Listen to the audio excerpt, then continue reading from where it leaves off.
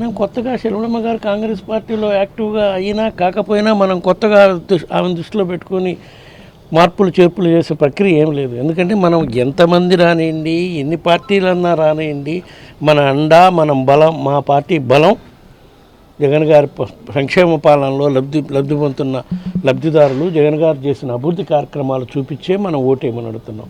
ఒకటే చెప్తున్నాడు మా ముఖ్యమంత్రి గారు, దేశంలో ఏ ముఖ్యమంత్రి మనం చెప్పగలడా ఈ విధంగా? మా వల్ల, మా ప్రభుత్వం వల్ల మీ కుటుంబాల్లో మేలు జరుగుంటే మాకు ఓటేయండి అని చెప్తున్నాం. అదే స్లోగన్ మీద మేము ముందుకు పోతాం.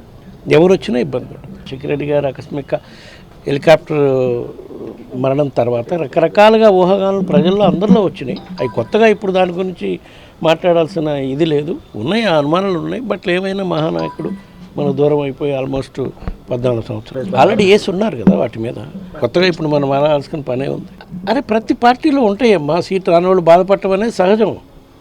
దానికి నడుస్తూనే ఉంటుంది నిరంతర ప్రక్రియ. వాళ్ళని పిలిచి మాట్లాడటం, వాళ్ళని ఓదార్చేది. రాబోయే రోజుల్లో మన ప్రభుత్వం రావటం ఇంపార్టెంట్. ప్రభుత్వం వస్తేనే కదా మీకు మళ్ళీ జగన్ గారు మెయిల్ చేసి మీకు అసెంబ్లీకి, కౌన్సిల్కో, ఇంకో దానికో, పార్లమెంట్కో, రాజ్యసభకో పంపిస్తారని మనం చెప్పేదాన్ని బట్టి ఉంటుంది. ఈ దేశంలోనే మొట్టమొదటిసారిగా బీసీలకు అత్యున్నత ప్రాధాన్యత ఇచ్చి, బీసీలకే కాదు, బీసీలకి, ఎస్సీలకి, గిరిజనులకి, మైనార్టీస్కి అత్యున్నత ప్రాధాన్యత ఇచ్చి రాజకీయ పదవుల్లో కానివ్వండి, సీట్ల విషయంలో కానివ్వండి, వాళ్ళ కుటుంబాల్లో మేలు చేసే కార్యక్రమం కానివ్వండి, అత్యధిక శాతం బీసీలకి మేలు చేసింది వైఎస్ఆర్ కాంగ్రెస్ పార్టీ, మా ముఖ్యమంత్రి జగన్మోహన్ రెడ్డి గారు. అది ప్రజల్లోకి వెళ్ళి తెలిస్తే, మాట్లాడితే తెలుస్తుంది. ఇక్కడ పార్టీ ఆఫీసుల్లో కూర్చొని బీసీలకి జగన్మోహన్ రెడ్డి గారు ఏం చేయలేదు. ఎవరు చేశారండి బీసీలకి?